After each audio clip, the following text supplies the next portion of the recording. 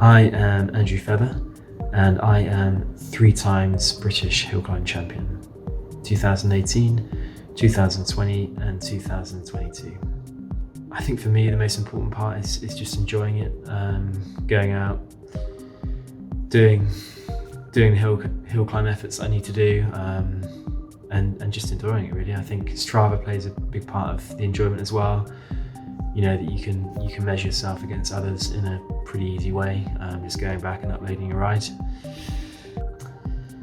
I don't think I've got a specific person I admire in cycling, but I think generally anyone who's really passionate about cycling, whatever discipline, I think that inspires me to be passionate in the sort of cycling that I enjoy as well.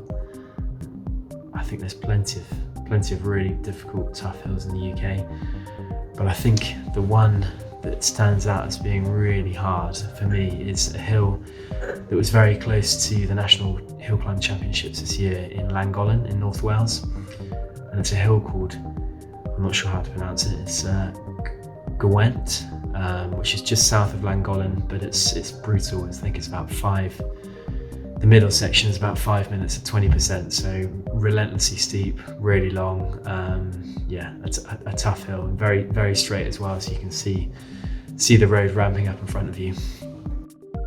I think my biggest achievement in my cycling career is winning the National Hill Climb Championships 3 times. I won in 2018, 2020 and 2022. Previous to that, I was road racing, and I held an elite license for 3 years between 2014 and 2017, and that was also my biggest achievement, I suppose, on the road racing scene. For breakfast during the hill climb season, I have 2 pieces of toast with jam and a cup of tea. Outside of the hill climb season, I normally have considerably more, maybe 4 pieces of toast and a cup of tea. So it just depends on the time of year. Honest answer, I don't know. It's been a long time since I've ridden with a heart rate monitor. I just purely go off power when I'm riding now. I choose Rotor because they are really light, the components, really stiff. They're reliable, so for example, the Inspider that I use in the hill climb season and for ordinary training, it's really reliable, really consistent readings, it's just really easy to use, really easy to swap between bikes as well. So I've used Rotor for many years. When I was road racing, I used Rotor, so yeah, it's really, really good components.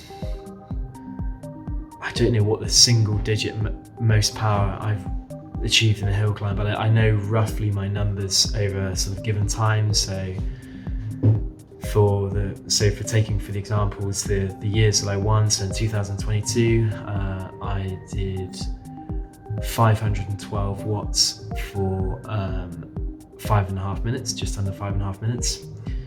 In 2020,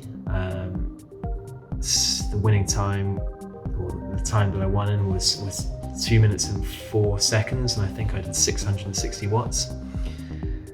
And in 2018, when I won near Sheffield, I did 2 minutes 18, and I think I averaged about 610 watts. So that gives you an idea of my rough power numbers, I suppose, over those given times.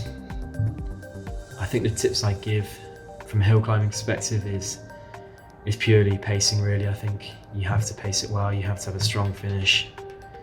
The last 300, 200 meters is key, really, and particularly this year, that's where I won the British Hill Climb Championship. So yeah, for me, pacing's key, and having that last burst of energy for the last section. Thank you.